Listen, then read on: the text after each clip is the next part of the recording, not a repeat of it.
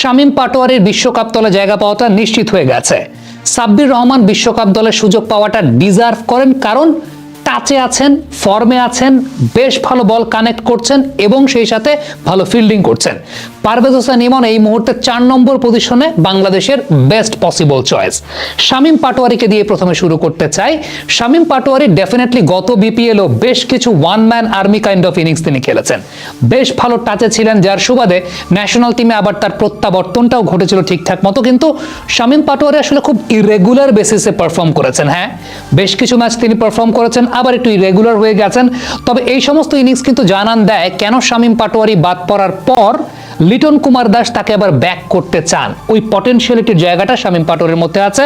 যদিও বলবো শামীম পাটোয়ারি কিন্তু একটু ইরেগুলার বেসিসে পারফর্ম করেছেন, তবে এই ইনিংসটাকে যদি আমরা একটু ইভালুয়েট করতে চাই, একদম one man army kind of innings খেলেছেন। 4-4টা নোলুক শট শামীম পাটোয়ারি খেলেছেন, যেগুলো দেখার মতো মনোমুগ্ধকর শট ছিল।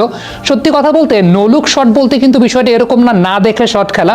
আপনি যদি 4টা শটকে একটু ইভালুয়েট করতে চান, একটা বিষয় লক্ষ্য করে দেখবেন, সেটা হচ্ছে প্রত্যেকটা শটের কানেক্টিং পয়েন্টের সময় কিন্তু শামীম পাটোয়ারি বলের দিকে খুব ভালো মতো তার চোখ ছিল, বলের দিকে চোখ রেখে কানেক্ট করেছেন। বাট কানেক্ট করার পর বলটা যেই ডিরেকশনে যাচ্ছে তার ঘাড়টাকে সেই ডিরেকশনে ঘোরান নেই, অর্থাৎ সেই ডিরেকশনে বলটাকে ফলো করেন নেই। বাট প্রত্যেকটা ক্ষেত্রে কিন্তু শামীম পাটোয়ারি আলটিমেটলি এমন একটা পজিশনে ছিলেন যেই পজিশনটা থেকে বলটাকে খুব ভালো মতো দেখতে পাচ্ছেন তিনি। বিশেষ করে আমি যদি পেসের এগেইনস্টে তার রিভার্স স্কুপগুলো একটু চিন্তা করে দেখি, এই জায়গাটা একটা বিষয় খুব উল্লেখযোগ্য, সেটা হচ্ছে আপনি খেয়াল করে দেখবেন বোলার বল ছোড়ার আগেই কিন্তু শামীম পাটোয়ারি তার রেডি পজিশনে চলে যাচ্ছেন, এবং এই রেডি পজিশনে চলে যাওয়া এটা অনেকটা প্রি মেডিটেটেড, অর্থাৎ আগে থেকেই তিনি ডিসিশন নিয়ে রেখেছেন যে এই বলে তিনি সেটা করবেন, এবং কাজটা হচ্ছে বোলার তাকে ফলো করছেন, বোলার তাকে ফলো করেছেন। বিষয়টা এরকম না যে বোলারের বল অনুযায়ী শামীম পাটোয়ারি ওই রকম মোশনে গেছেন, আগে থেকেই ডিসাইডেড, আগে থেকেই পজিশন নিয়েছেন। বাই দ্য টাইম বল তার কাছে আসছে তিনি কিন্তু বলকে খুব ক্লোজলি দেখছেন।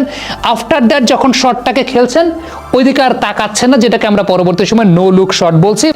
ইভেন আমার কাছে মনে আছে প্রথম যে ইনসাইড আউট এক্সট্রা কাভারের উপর দিয়ে মেরেছেন, এই জায়গাটা দেখে খুব ভালো লেগেছে শামীম পাটোয়ারির, যে ইনসাইড আউট তিনি এক্সট্রা